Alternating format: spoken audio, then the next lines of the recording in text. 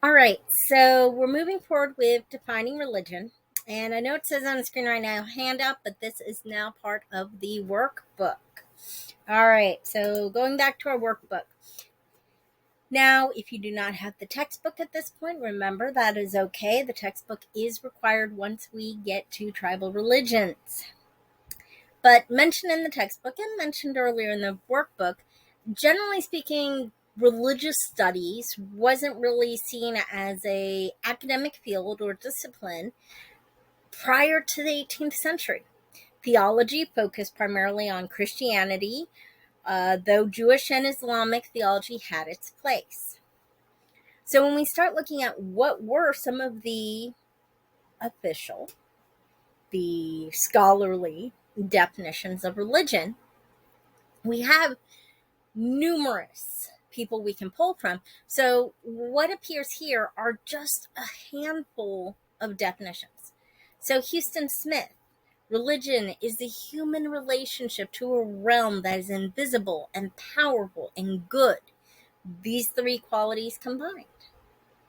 Immanuel Kant, religion is the recognition of all our duties as divine commands. Feuerbach, religion is a dream in which our own conceptions and emotions appear to us as separate existences, being out of ourselves. Emile Durkheim, who, if you do have the textbook, Emile Durkheim is mentioned.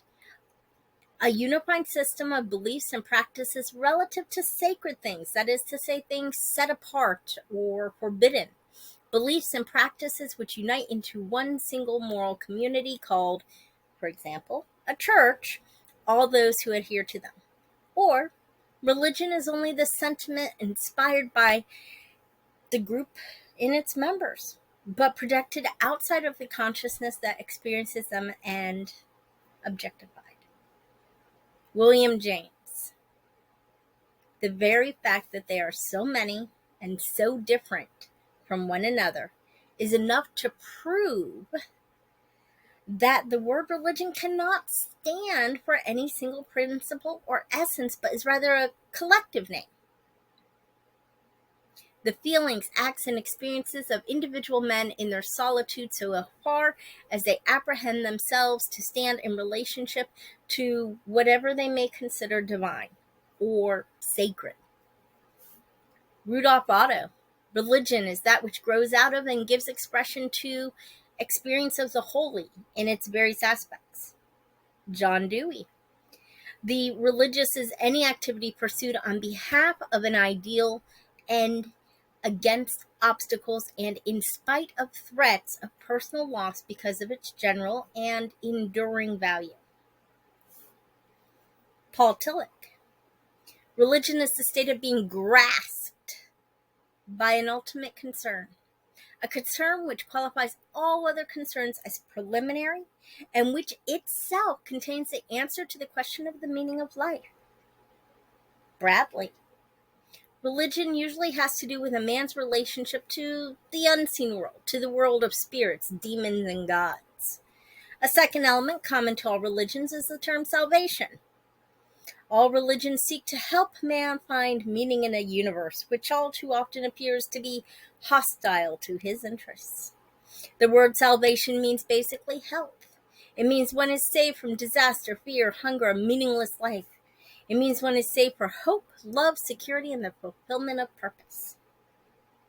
Cunningham, religion signifies those ways of viewing the world which refer to a notion of sacred reality, made manifest in human experience in such a way as to produce long-lasting ways of thinking, feeling, and acting with respect to problems of ordering and underlying existence, what we might call questions of ultimate concern.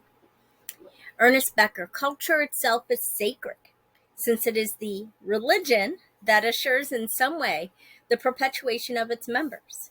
Culture in this sense is supernatural, and all systems of culture have in the end the same goal: to raise above nature, to assure them that in some way their lives count in the universe more than physical things count.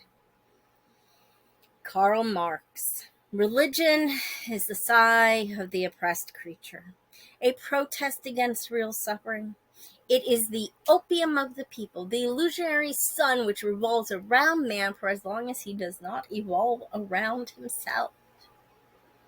Robert Bellah. So, for limited purposes only, let me define religion as a set of symbolic forms and acts that relate man to the ultimate conditions of existence. Now, if you have the textbook, you can find additional definitions of religion. Go online, search definition of religion, and you can find countless definitions. Some saying there must be a supernatural, otherworldly thing. Some saying religion can include the idea that there's an energy that pervades all existence. There's countless definitions. If we look historically, it comes from the Latin to tie and bind with care. For the purpose of our course, we have a course definition of religion. Religion is the beliefs and actions. It's what we think, what we act on, what we do, that bind with care. We want to bring in that etymology of the word religion. A person or community of persons together. So whether we are solitary practitioners or something prevents us from being right there physically present with our community, or if we are physically present with our community, a person or community of persons together in their understanding of, so how we understand, how we contemplate, how we meditate upon and response, what we do, how we act, our behaviors to the ultimate, whatever that ultimate may be. God, goddess, energy, ancestor, animal, science, and questions of ultimate concern. Those questions that can vary from person to person, can vary throughout our lives. Those things that are our moral quandaries, are our asking who, what, where, when, and why. The answer to these questions of ultimate concern are what most often and likely is considered to be sacred. In regards to the sacred, I want to share two quotes by Mircea Eliade. The experience of sacred space makes possible the founding of the world. Where the sacred manifests itself in space, the real unveils itself, the world comes into existence. So if you happen to be out there and you hear about like third dimension, fourth dimension, fifth dimension levels in our thinking, it's this process of becoming aware of ourselves, aware of the sacred, and moving through that, which is essentially bringing the world into existence, or the real unveiling itself. Further, for those to whom a stone reveals itself as sacred, its immediate reality is transmuted into supernatural reality. It's still a rock, but because it's become sacred, it's transmuted itself. In other words, for those who have a religious experience, all nature, everything, is capable of revealing itself as cosmic sacrality. If I have a wedding ring on my finger, and it's not on my finger right now because my hand is a little swollen, but when I have my wedding ring on, that ring has become sacred. It's just a ring. It just has some stones in it. Whoop-de-doo. But it symbolizes the relationship I have with my husband, my marriage. And thus it takes on this sacred meaning.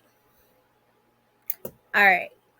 We'll keep going, and the next lectures will be labeled by key terms because this is an important part. Just as a note, for instance, I'm saying it at the end of this video, I'll say it at the beginning of the next. With religious inclinations, do not use Google to search answers, as they will likely not be the definition that is used in our course.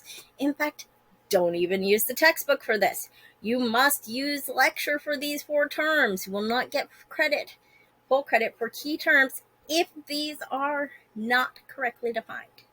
All right, I'll be back.